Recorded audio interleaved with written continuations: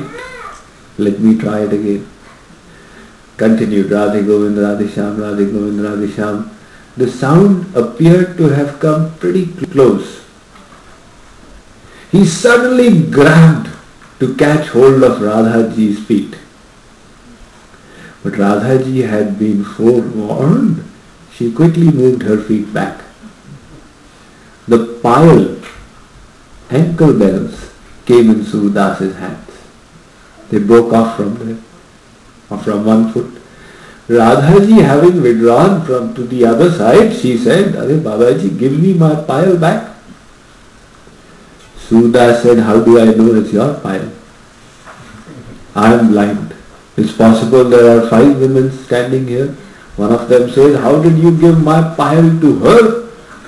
If you want this pile back, there is only one condition. You give me your darshan. Let me see you. I know who you are and what your powers are. Mukam karoti vachalam pangum langhayate girim. By your grace, a dumb person can speak, a blind person can see, a lame person can cross the hill. Let me see you. I'll give it." He thought, let me have darshan now. So Sri Krishna stood by the side of Radhaji. He said, "Babaji, you win, we lose." He bestowed his blessings and Surdasji had darshan of Yugal Sarkar. He was overjoyed, seeing his Supreme Lord there before him. He offered his respects, his prayers, his worship. Sri Krishna said, "Surdasji, we are very pleased with your devotion. What do you want? Ask." Now imagine, God is saying ask. Supposing Bill Gates told you, "Ask, I'm giving a blank check, write what you like." And in God, what's his bank balance?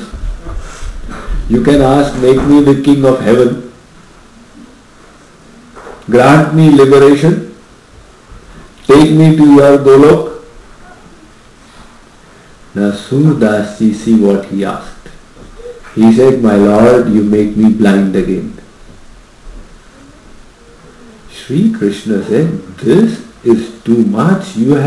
We bestowed vision on you 5 minutes ago. Now you say, make me blind again." Suda said, "My Lord, I am blind since birth. I have never seen anything in my life. First time my eyes have fallen upon anything, I have seen the forms of Radha Krishna. Now I want this image to remain forever in my eyes. Hence I am saying, make me blind again so I never see anything." Just like Rahim ji said, "Pritam chhabi nainan basi, par chhabi kaha samaya, bhari saraya Rahim lakhi, pathik aap phir jaye." Sri Krishna made him blind again. But look, Surdasji, because he has the treasure of divine love, he has rejected everything else. So that is the highest treasure in life. And in Bhagavatam, Vedvyas says that now I am going beyond Dharma, Artha, Kama, Moksha and talking about Prem. Because Dharma, Artha, Kama, Moksha don't have, these are the Purusharth, right? Chatushtaya Purusharth. They don't have the capacity of enslaving God, but Prem does. And Chaitanya Mahaprabhu says, "Pancham Purusharth soi Prem dhan." So that is to become then the goal of our life. How will I get love for God? The Vedas answer, you cannot get it by any means. Sadhanau gherana sangair labhya suchiradapi. They say you do any sadhan. You do yogasans, awaken the kundalini, do tratak dhyan, do jap, do kirtan, do meditation, go on the holy pilgrimages, do fasts, upavas. You may get everything, but you will not get this divya prem. Because this divine love we are talking about is a very special power of God. It is His power that remains with Him. How will you get it through your material efforts? All the efforts you do are with your material mind, material senses, material intellect. These efforts remain in the material realm. And God and His divine love are divine. Your efforts cannot even reach there. There is only one possibility. If He bestows His grace, you will get it. So the Ramayana states, Yaha guna sadhana te nahi hoi, tumhari kripa pav koi koi. The goal of divine love will be received through the grace of God. Fine. So we move one step forward. Now we are narrowing down. The goal of life is divine love. You will not get it through your effort. You will get it through the grace of God. Let's continue with the inquiry. If that is the case, how will we get the grace of God? Then the next thing we need to understand is that God never bestows this grace on anyone. This prem dhan, giving divine love. God never gives it to anyone. Why? Is He miserly?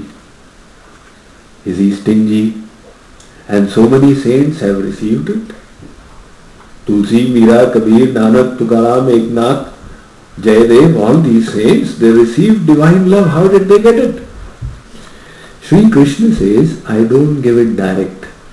Those devotees of mine who already have it, this grace comes through them. In other words, not directly, but through the God realized saint. Through the Guru, this grace is bestowed.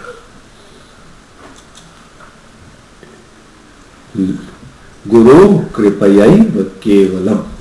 That is why in the Ramayana, Lakshmanji is told by Sri Ram, Bhagati tat anupama sukha mula milahi jo sant hohi anukula so binu sant na kahu hi pai. By the grace of the Guru, you will get divine love. So we have reached one step further, that to get that goal of life, you need the Guru's grace. If that is the case, then the next question arises, how will the Guru bestow his grace? What do you need to do for that? Is there an online application, a PDF form to be filled? Is there an interview to be taken? Or is the Guru totally whimsical? I don't like his face, I'll not bestow grace. I like his nose, I'll bestow his grace. After all, the Guru must have some perfectly rational and just basis on which he gives grace. He gives it to somebody, he doesn't give it to somebody. If you have read about the history of Ramakrishna Paramahansa and Swami Vivekananda. Swami Vivekananda went to his Guruji, he put his hand on his head and gave him the divine experience of the universe. So Ramakrishna Paramahansa must have had thousands of disciples. They all must have entreated that experience you gave to Swami Vivekananda, give it to us also. I'm putting my head in front of you. Why did he give it to one disciple and not to the other 9,999? What is the basis for that? There must be some rational basis on which the Guru bestows his grace. The Guru says that you cannot purchase or you cannot buy this grace from me. Buy means to give the value for it. Like you buy anything in the world, there is a 30% sale there. Yeah, okay, how much is this for? $105. Can you give it for 95? Alright, here it is. The goods are yours. You have paid the price, you have purchased the goods. So we ask Guruji, how much is the off-season discount on divine love?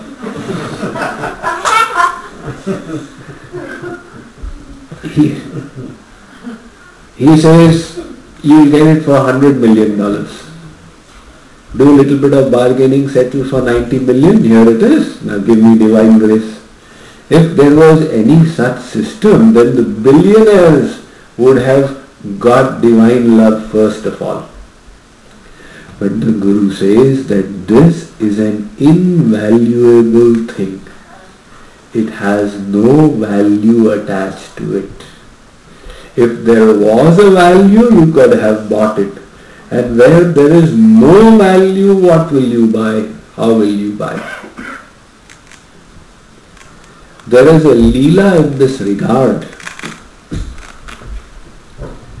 Once, Naradaji came and gave the Kalpavriksha flower to Sri Krishna in Dwarika. Now, Sri Krishna gave it to his chief queen, Rukmini.